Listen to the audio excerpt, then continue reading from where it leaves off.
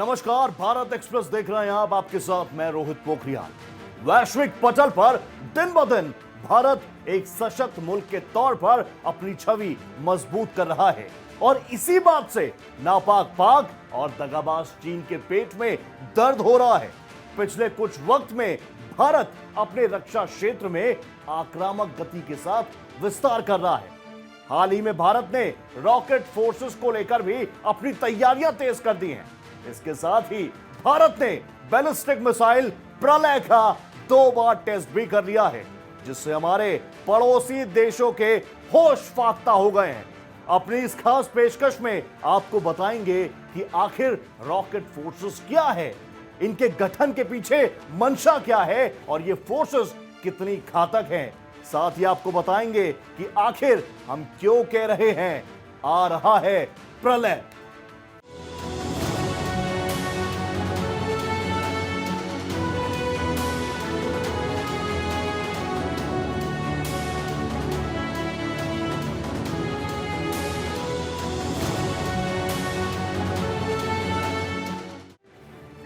आ रहा है प्रलय।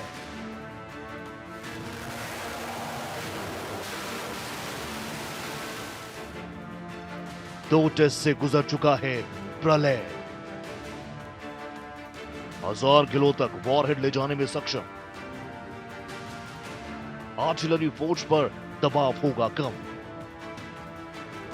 दुश्मन देश के लिए प्रलय।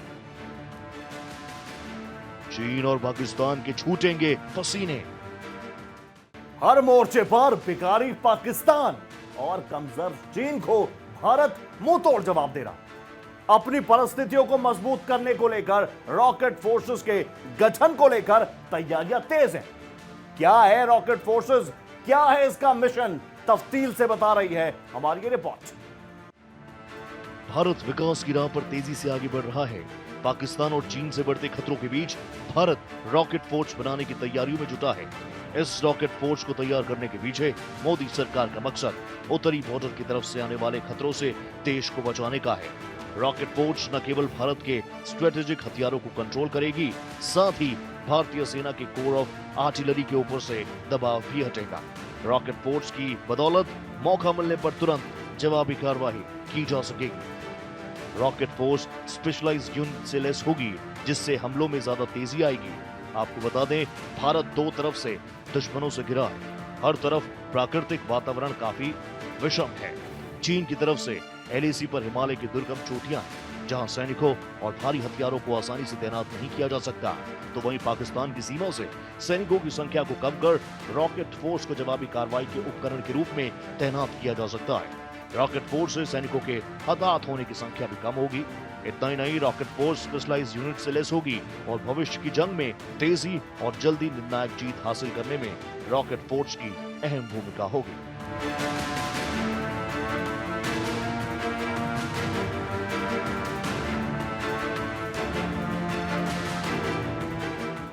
आज से ही नहीं, लेकिन कम से कम 8 साल पहले से ही भारत सरकार और भारत की फोर्सेस अपने आप को 2 फ्रंट वॉर, या कहें तो जैसे जनरल बिपिन रावत ने कहा था 2.5 फ्रंट वॉर के लिए भी अपनी फोर्सेस को और अपने सोल्जर्स को तैयार कर रही है। इसी में अपनी स्ट्रेटेजिक माइंडसेट को भी चेंज किया जा रहा है और मेक इन इंडिया हमारी स्ट्रेटेजिक माइंडसेट का सबसे बड़ा सक्सेस है, जहां हमने ये डिसाइड किया है कि अगले 10 से 15 साल में भारत अपने पूरी स्ट्रेटेजिक और मिलिट्री रिक्वायरमेंट्स के लिए 100% कैपेबल होना चाहिए कि सब के सब हम अपने देश में ही मैन्युफैक्चर कर सकें। दरअसल भारत की बढ़ती वैश्विक साख से आतंकिस्तान और ड्रैगन हिल चुके हैं। चुनौती भारत के सामने भी 2 फ्रंट वॉर की है और इसीलिए भारत भविष्य में खुद को 2 फ्रंट वॉर के लिए तैयार कर रहा है, मजबूत कर रहा है, जिसमें रॉकेट बल की स्थापना से लेकर प्रलय बैलिस्टिक मिसाइल को अपने बेड़े में शामिल करने की योजना है। क्यों प्रलय से थर थर कांप रहा है चीन और पाकिस्तान, इस रिपोर्ट को देखिए और समझिए। आपको बता दें कि भारत की पूर्व चीन और पश्चिमी सीमा पर पाकिस्तान जैसे देशों की दोहरी चुनौती है। इन दोनों दुश्मन देशों से जंग की संभावित स्थिति में भारत ने रॉकेट बल की स्थापना की है। भारत अपनी रॉकेट फोर्सेस को बहुत तेज़ी से और भी ज़्यादा मॉडर्नाइज कर रहा है और भी ज़्यादा घातक बना रहा है। यही हमारे 2 महीने पहले भी ब्रह्मोस के 2 बहुत ही सक्सेसफुल ऑपरेशन हुए थे और अब प्रलय बैलिस्टिक मिसाइल्स के 2 टेस्ट हो चुके हैं जो बेहद सक्सेसफुल थे और उसमें इंडियन कंटेंट भी और ज़्यादा आया है, जिससे कि हमारी make in India capabilities BrahMos में और प्रलय मिसाइल्स में बढ़ती जा रही है। इसकी वजह से ये दोनों जो मिसाइल्स हैं वो जो कि दुनिया मानती है कि वर्चुअली ये मिसाइल्स इंटरसेप्ट नहीं हो सकते, ये और ज़्यादा घातक हो रहे हैं और इनका जो एक्यूरेसी और किल रेशो है वो बढ़ता जा रहा है। इससे भारत की जो रॉकेट और मिसाइल कैपेबिलिटी है वो और बढ़ती जा रही है और इससे हम पाकिस्तान और चीन को एक टक्कर दे सकते हैं। इसकी घोषणा साफ संकेत है कि भारत भविष्य में खुद को युद्ध के लिए पूरी तरह से तैयार कर रहा है। आपको बता दें कि चीन के साथ भारत की 3,400 किलोमीटर लंबी सीमा लगती है। वहीं पाकिस्तान भी कश्मीर से गुजरात तक भारत की लंबी सीमा से सटा है। ऐसे में किसी भी परिस्थिति का सामना इन लंबी सीमाओं पर करने में रॉकेट फोर्स की अहम भूमिका रहेगी। रॉकेट फोर्स की कार्रवाई इतनी सटीक रहेगी कि चीन और पाकिस्तान को मौका ही नहीं मिल पाएगा। ये जो 2 फ्रंट वॉर है, इसमें अपनी मिसाइल फोर्सेस को डेवलप करना और एक्सपैंड करना एक बहुत ही अहम हिस्सा है, क्योंकि फ्यूचर वॉर्स जो हम देख रहे हैं, चाहे वो यूक्रेन की लड़ाई हो, वो कंप्लीटली अब ड्रोन, साइबर वॉरफेयर और मिसाइल वॉरफेयर पे डिपेंडेंट है और इसमें भारत बहुत तेज़ी से अपने हर मिसाइल में कैपेबिलिटीज़ को बढ़ा रहा है और उनको जनरेट करके इनकी प्रोडक्शन भी बढ़ा रहा है, ताकि चाहे वो चाइना हो, चाहे पाकिस्तान हो या फिर चाइना और पाकिस्तान एक साथ हो, भारत की जो फौज है उसको दोनों किसी भी चैलेंज को पूरी तरह से दबा सके।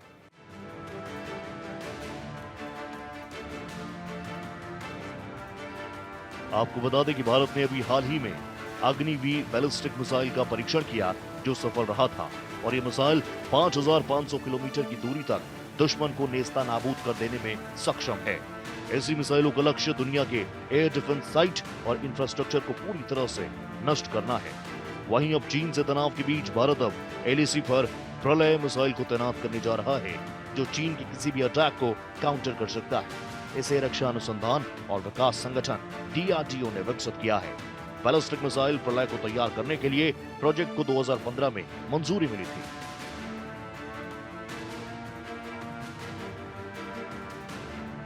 इस प्रोजेक्ट के लिए 332.88 करोड़ रुपए का बजट जारी किया गया और ये दिवंगत जनरल बिपिन रावत के समय थल सेना अध्यक्ष के रूप में इसे काफी बढ़ावा दिया गया था। दिसंबर 2022 में रक्षा मंत्रालय से इंडियन एयरफोर्स के लिए इन मिसाइलों की नई यूनिट को मंजूरी देने के बाद ये कदम उठाया गया। आपको बता दें कि पहले गलवान और अब अरुणाचल प्रदेश के तवांग में दोनों सेनाओं की झड़प के बाद हालात तनावपूर्ण हैं। ऐसे में अगर प्रलय को तैनात किया जाता है तो चीन के कब्जे वाले तिब्बती हिस्से से भारत को सुरक्षा मिलेगी।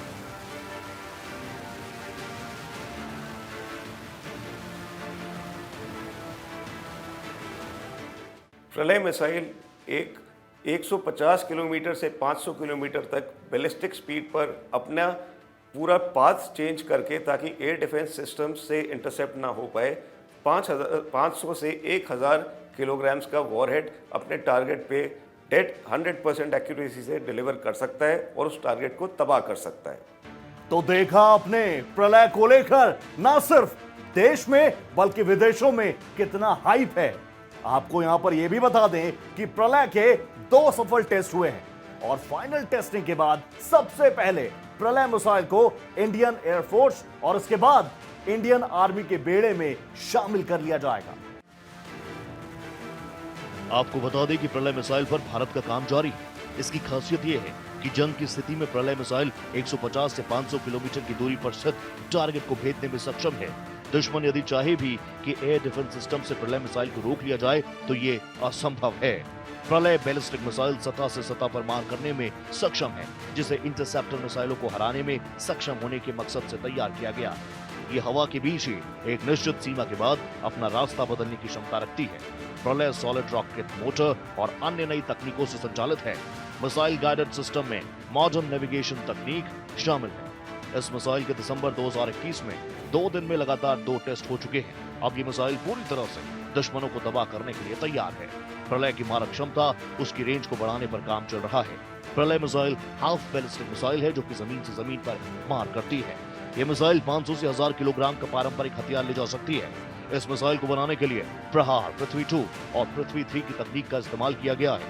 2021 से इसे भारतीय सेना में शामिल करने की कवायदें चल रही है। प्रलय चीन की डोंगफांग मिसाइल का मुकाबला करेगी। इस मिसाइल की खास बात यह है कि इससे रात को भी हमला किया जा सकता है। सबसे पहले प्रलय मिसाइल को इंडियन एयरफोर्स और उसके बाद इसे इंडियन आर्मी में शामिल किया जाएगा। वहीं सूत्रों की माने तो ग्राउंड फोर्स के लिए 250 प्रलय बैलिस्टिक मिसाइल के लिए 2 और यूनिट बनाने का ऑर्डर देने की तैयारी है। प्रलय मिसाइल की खरीद का प्रस्ताव अंतिम चरण में है और इसे जल्द ही मंजूरी मिल सकती है।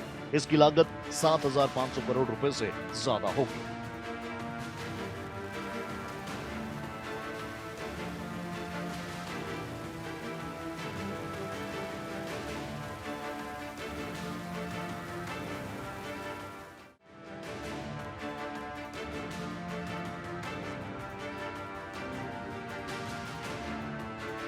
अब आपको बताते हैं कि बैलिस्टिक प्रलय मिसाइल की खासियत। जंग का रुख बदल सकती है प्रलय मिसाइल। प्रलय से तीनों सेनाओं को मिलेगी मजबूती। बैलिस्टिक प्रलय मिसाइल IGMTP का हिस्सा। DRDO ने बैलिस्टिक प्रलय मिसाइल को किया तैयार। इसकी स्पीड रेंज 2000 किलोमीटर प्रति घंटा, सतह से सतह पर मार करने में सक्षम, वजन 5 टन, 500 से लेकर 1000 किलो तक वॉरहेड ले जाने में सक्षम, पृथ्वी मिसाइल की तकनीक पर तैयार, हाई एक्सप्लोसिव परमाणु और केमिकल वेपन ले जाने में सक्षम, हालात बिगड़ने पर LAC पर तैनात होने में सक्षम, टारगेट के 33 फीट दायरे में हर चीज होगी तबाह, चीन के मिलिट्री बेस को करेगी टारगेट, रात के समय में भी हमला करने में सक्षम। वहीं अब आपको बताते हैं कि चीन और पाकिस्तान के पास ऐसी कौन सी मिसाइल्स हैं। चीन और पाकिस्तान के पास मिसाइल्स। चीन के पास प्रलय के स्तर की डोंगफैंग 12 मिसाइल। पाकिस्तान के पास गजनवी M11 और शाहीन मिसाइल। गजनवी M11 पाकिस्तान को चीन से मिली। गजनवी की स्पीड रेंज 320 किलोमीटर, M11 की स्पीड रेंज 350 किलोमीटर, शाहीन की स्पीड रेंज 750 किलोमीटर। चीन अपने आप में एक चुनौती है। ये चुनौती केवल भारत के लिए ही नहीं बल्कि पूरी दुनिया के लिए है। चीन की कम्युनिस्ट पार्टी की नीतियों से हर कोई त्रस्त है।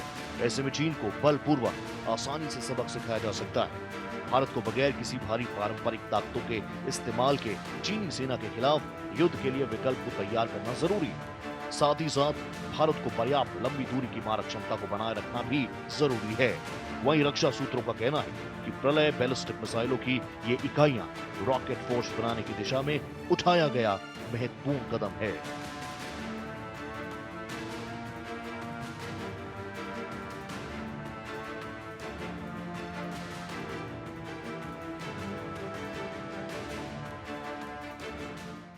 देखिए 1962 की चीन और भारत के बीच में जो लड़ाई थी उसमें सबसे बड़ा जो फैक्टर था जिसकी वजह से भारत उस युद्ध को हारा वो था कि हमने अपनी वायुसेना का इस्तेमाल नहीं किया।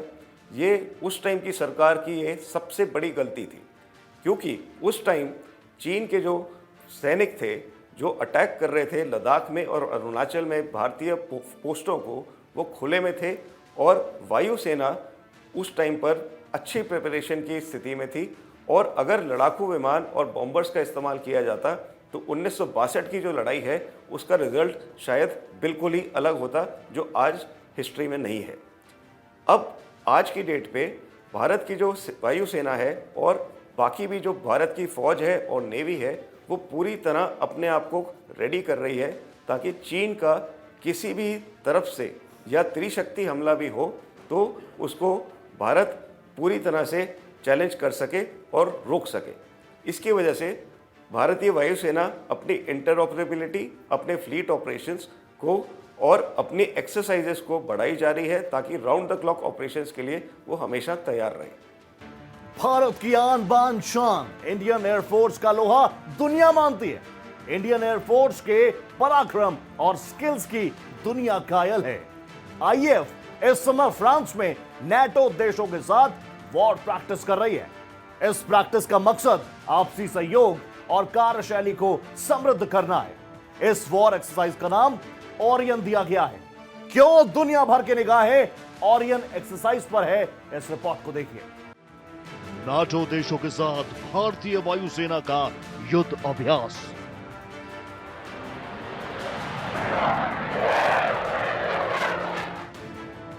शी जिनपिंग की अटकी सांस।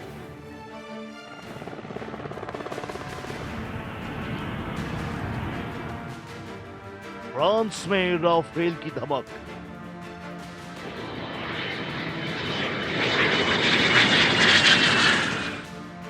फीकी पड़ी जिनपिंग की चमक।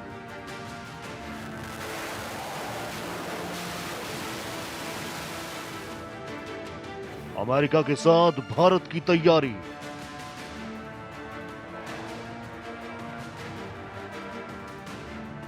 ड्रैगन को लगी भारी।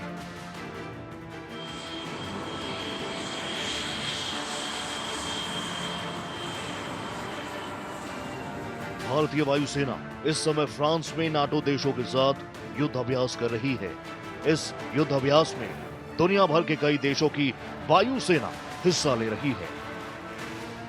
इस युद्ध अभ्यास का मकसद एक दूसरे के साथ एक दूसरे की कार्य प्रणालियों को समझना और सेनाओं की कार्यशैली को समृद्ध करना है। भारतीय वायुसेना के अलावा इस युद्ध अभ्यास में नॉर्थ अटलांटिक ट्रीटी ऑर्गेनाइजेशन यानी नेटो के सदस्य देश Germany, Italy, Netherland, Britain, Spain और अमेरिका की वायुसेना हिस्सा ले रही है। ये युद्ध अभ्यास फ्रांस के मॉन्टे मार्सन में French air and space force के बेस स्टेशन में हो रहा है।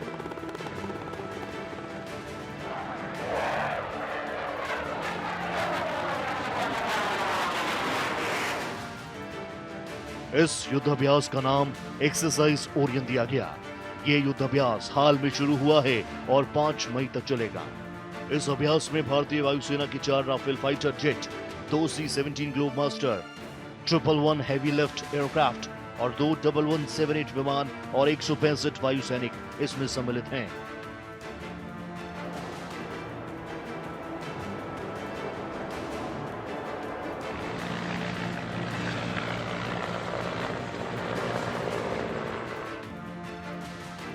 आपको बता दें, भारतीय वायुसेना ने इस साल अब तक 4 विदेशी युद्ध अभ्यासों में भाग लिया है।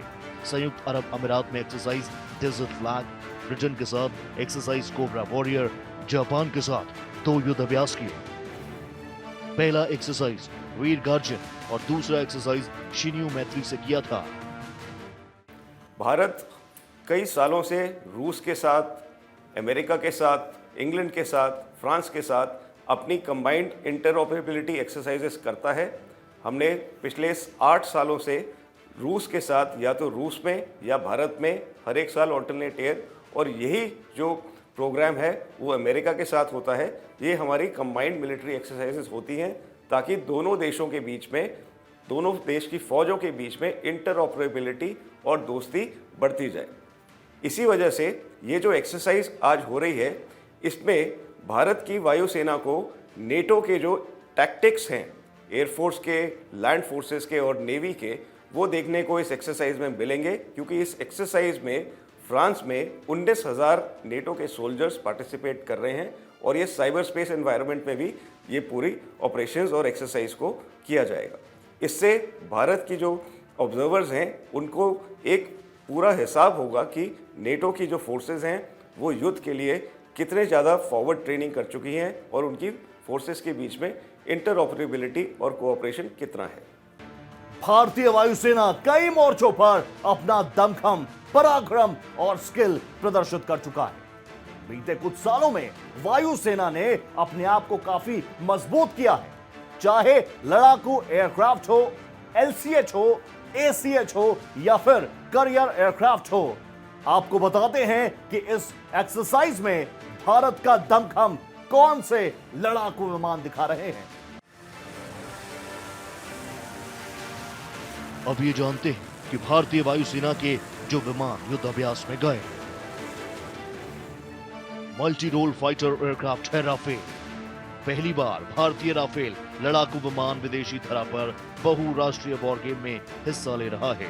हालांकि भारतीय राफेल विदेशी मेहमानों के साथ भारत में हुए कई बहुराष्ट्रीय अभ्यासों में हिस्सा ले चुका है, लेकिन ये पहली बार है जब भारतीय राफेल लड़ाकू विमान देश के बाहर बहुराष्ट्रीय वॉर गेम में भाग ले रहा है। ये भी खास है कि ये वही फ्रांसीसी धरती है जहां इस फाइटर जेट का जन्म हुआ है। फ्रांसीसी धरा पर जन्मा फाइटर जेट राफेल अधिकतम 51,952 फीट की ऊंचाई तक जा सकता है। ये एक सेकंड में 305 मीटर की सीधी उड़ान भरने में सक्षम है और उसमें 30 mm की ऑटो कैनन गन लगी हुई है जो 125 राउंड प्रति मिनट दागती है। इसके अलावा इसमें 24 हाई पॉइंट्स हैं जिसमें सभी तरह की मिसाइलें और बम लगा सकते हैं। वहीं युद्ध अभ्यास में भाग लेने गए 2 C-17 ग्लोब मास्टर दुनिया के सबसे बड़े मिलिट्री ट्रांसपोर्ट विमान है। इस भारी भरकम विमान को 2 लोग मिलकर उड़ाते हैं, जिसमें 2 पायलट और 1 लोड मास्टर होता है। ये एक बार में 77,519 किलोग्राम वजन लेकर उड़ान भर सकता है या फिर 134 पैराट्रूपर्स या 1 टैंक या 2 बख्तरबंद ढो सकता है।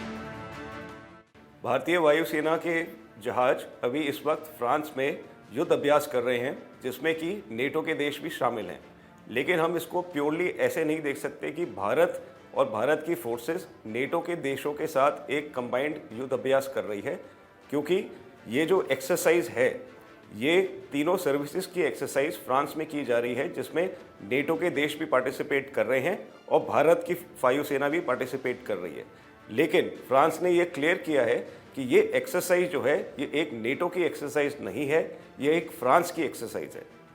इसी वजह से फ्रांस और भारत, जिसकी एक स्ट्रेटेजिक मिलिट्री रिलेशनशिप है, जो हमने रफाइल डील्स में देखे थे, जहां हमारे पास 36 रफाइल फाइटर एयरक्राफ्ट आए थे कुछ साल पहले, और ये प्योर एक्सरसाइज एक इंटर ऑपरेबिलिटी और एक दूसरे की जो सेनाएं हैं और नेटो की सेनाएं हैं उनके साथ एक इंटर ऑपरेबिलिटी एक्सरसाइज है, जो भारतीय वायुसेना कई सालों से करती आई है।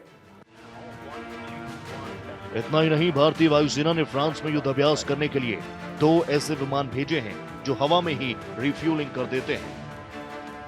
इल्यूशिन जबल 178 विमान आसमान में उड़ते हुए पेट्रोल पंप की तरह है। इस एक विमान को उड़ाने के लिए 6 लोग लगते हैं, जो अपने अंदर 1 lakh kilogram military jet fuel भर सकता है। इस 152.10 फीट लंबे विमान की ऊंचाई 48.5 फीट होती है और ये अधिकतम 850 मीटर प्रति घंटा की रफ्तार से उड़ता है। एक बार में 7,300 किलोमीटर तक उड़ान भर सकता है और अधिकतम 39,000 फीट की ऊंचाई तक जा सकता है। ओरियन वॉर एक्सरसाइज पर दुनिया की निगाहें। इस मल्टीनेशनल वॉर गेम के बैकग्राउंड में रूस यूक्रेन युद्ध की झलक दिख रही है। इस युद्ध अभ्यास में आयरलैंड नाम का एक काल्पनिक देश है, जिस पर उसके पड़ोसी ताकतवर देश मर्क्योर ने हमला कर दिया है।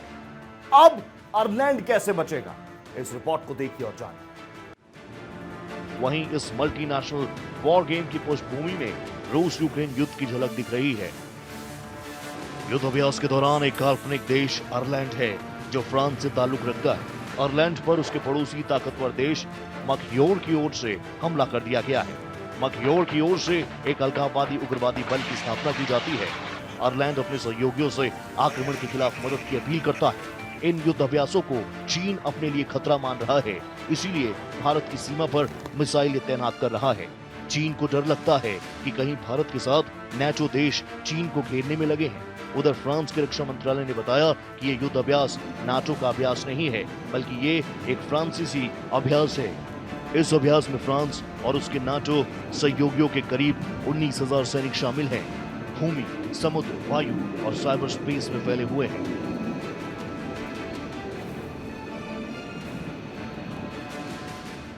फ्रांस के साथ ये जो युद्ध अभ्यास हो रहा है ये कोई नई चीज़ नहीं है, और इससे भारत और रूस के बीच में जो सदियों का रिश्ता है, एक स्ट्रेटेजिक रिलेशनशिप है, उस पर कोई असर नहीं होगा। और ये जैसा मैंने पहले भी कहा, ये एक बहुत ही कॉमन प्रैक्टिस है। हर साल भारत कम से कम 2 या 3 देशों के साथ या तो उस देश में जाके या अपने देश में इनवाइट करके मिलिट्री जॉइंट एक्सरसाइजेस करी जाती हैं। अब आते हैं हम इस सवाल पे कि अगर चीन और पाकिस्तान भारत के अगेंस्ट युद्ध में आ जाएं या कोई भी ऐसी स्थिति आ जाए जहाँ पे जो अभी लद्दाख की सिचुएशन है या जो कश्मीर में सिचुएशन है वहाँ पे युद्ध हो जाए, तो क्या नेटो और अमेरिका भारत का साथ देगा? इस पे शायद एक क्वेश्चन मार्क है, क्योंकि अभी तक हमने ये नहीं देखा है कि ताइवान या जापान, जिसके साथ अमेरिका की स्ट्रेटेजिक मिलिट्री अलायंस है, एक रिलेशनशिप है और एक प्रॉमिस है कि अगर चीन ने कोई भी हमला ताइवान पे किया तो अमेरिका अपनी फोर्सेस को लगाकर उसको रोकेगा। ये अभी ऐसा कोई भारत और अमेरिका के साथ कोई ऐसा पैक्ट नहीं है, ऐसा कोई अकॉर्ड नहीं है। इसलिए भारत की जो फोर्सेस हैं और भारत की जो लीडरशिप है, हमारी जो सरकार है, वो हमेशा तैयार है कि कोई भी चैलेंज जो आएगा भारत के ऊपर, भारत की टेरिटरी के ऊपर, उसको भारत की फोर्सेस और भारत की सरकार खुद इंडिपेंडेंटली टैकल करके, चैलेंज करके ख़त्म करने की बिल्कुल काबिलियत रखती है। तो आपने देखा भारत एक्सप्रेस की एक खास रिपोर्ट कि किस तरह से रूस यूक्रेन युद्ध के बीच नेटो देशों के साथ फ्रांस में भारत युद्ध अभ्यास कर रहा है। इसके साथ ही रॉकेट फोर्सेस की तैयारी भारत तेज कर चुका है। साथ ही गेम चेंजर मिसाइल प्रलय का एंट्री ले लेना, मतलब बिल्कुल साफ है कि भारत अब अपने दुश्मनों के लिए हर दिन एक बड़ा चैलेंज बनकर उभर रहा है। इसी के साथ हमारी इस खास पेशकश में इतना ही। देश प्रदेश की हर बड़ी खबर, हर अपडेट के लिए आप बने रहिएगा भारत एक्सप्रेस के साथ। नमस्ते।